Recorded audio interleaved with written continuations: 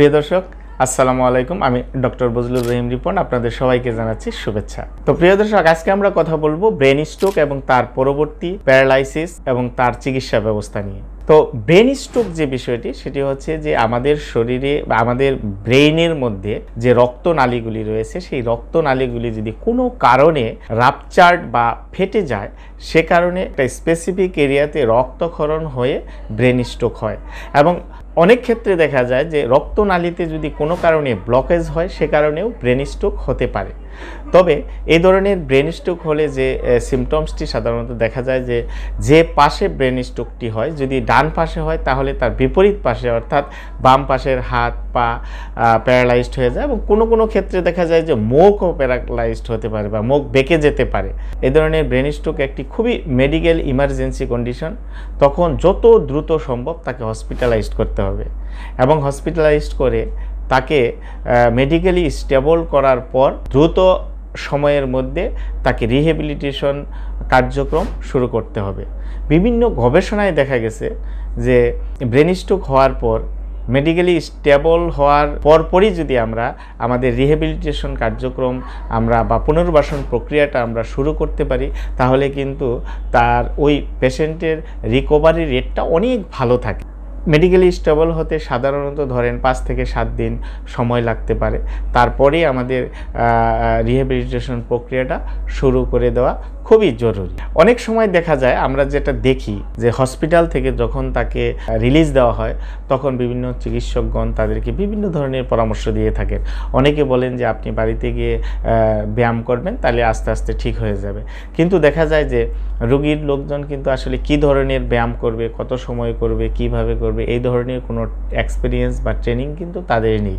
তবুও তারা যতটুকু পারেন চেষ্টা করেন, কিন্তু দেখা যায় খুব একটা বেশি ইমপ্রুভমেন্ট হয় না।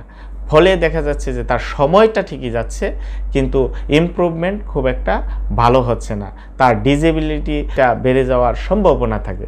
আবার কেউ বাড়িতে নিয়ে কিছু নন টেকনিশিয়ান বা টেকনোলজিস্ট দিয়ে এক্সারসাইজ করানোর চেষ্টা করে, সেখানেও প্রপার ট্রিটমেন্ট না হওয়ার কারণে পূর্ণাঙ্গ যে রিকভারিটা সেটা কিন্তু পাওয়া যায় না।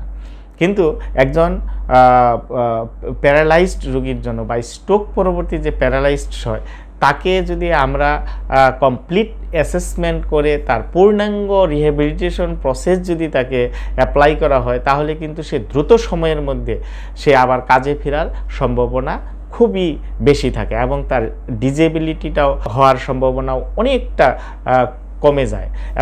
এই ধরনের পেশেন্টের ক্ষেত্রে যে বিষয়গুলি আমাদের সবচেয়ে বেশি গুরুত্ব দেওয়া দরকার, যে একটা পেশেন্টের শারীরিক কী প্রবলেম আছে সেগুলি আমাদের নোট করতে হবে, এবং তার কগনিটিভ কী ধরনের প্রবলেম আছে, তার সাইকোলজিক্যাল কী ধরনের প্রবলেম আছে, তার ফাংশনাল কী ধরনের লিমিটেশন আছে।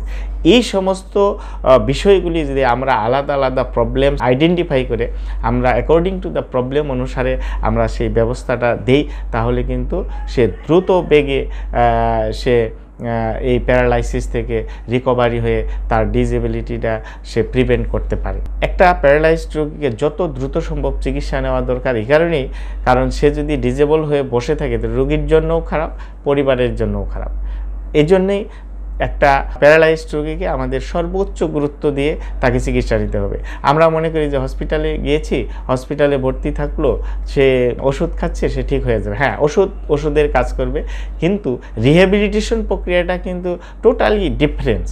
এখানে ফিজিওথেরাপি লাগবে, এখানে আদার্স মাল্টিডিসিপ্লিনারি টিম কাজ করবে।